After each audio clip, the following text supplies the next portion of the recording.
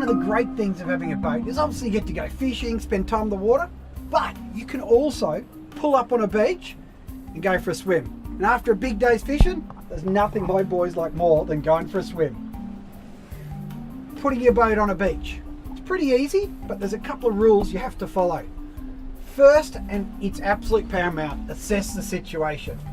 Now, other boats, swell, tide, that sort of stuff. Tide's probably pretty important. On a run-out tide, you don't want to sit right on the beach. On a run-in tide you can, so you really need to know the tide. Secondly, when you're coming in, you want to check your depth. Obviously it varies and beaches change over time, so even if you've been to that beach before, come in very slowly, watching your sounder, watching visually. A pair of Polaroid sunglasses are really important for you, so you can see there might be a bommy there. Play it safe, go slowly. The idea is that when you actually anchor on a beach, is that what we're going to do is drop the anchor out and then slowly drift back in. Now, you don't want to go too close to the beach because you don't want to end up in the breakers, so you need to monitor at all times. So once you've assessed the situation, the next thing is we're going to drop the anchor. Now, it's really important to understand the different sorts of anchors. If you're anchoring in mud or sand, you need a plow anchor. It's that simple. So you use a plow anchor. Anything that digs in to the mud or the sand or the clay is perfect for this style. As for the old reef anchor, leave it at home. I'm going to get my deckhands up the front because if they want to go for a swim, they've also got to do some work. They're going to prepare the anchor. So it's unclipped, make sure there's no tangles in the line, and that way I can stay on the wheel if something goes wrong. So you can see that we're coming in now to fathom, which is basically 2 meters. Tom, you ready to go? Yep.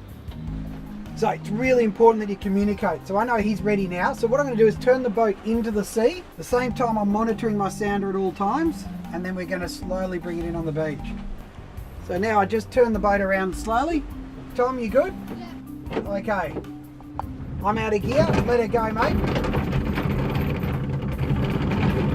Okay, so now while he's letting it out slowly, to help him, I'm going to go in reverse. I'm monitoring my sounder to make sure it's deep enough, and I'm going reverse. So at the same time, I'm looking back to make sure it's safe. So now Tom's letting it out. As I'm going back, I'm trimming the engine up a little bit. So the more rope I have out, the better it's going to grip. So I've got a good set of chain. So Tom, is it pulling in tight? Yep. Okay, tie her off, mate. So now I've got a run out tide, so I've kept the boat deliberately a couple of meters, 8-10 meters off the beach, because we know the tide's going out. I've been monitoring the sounder.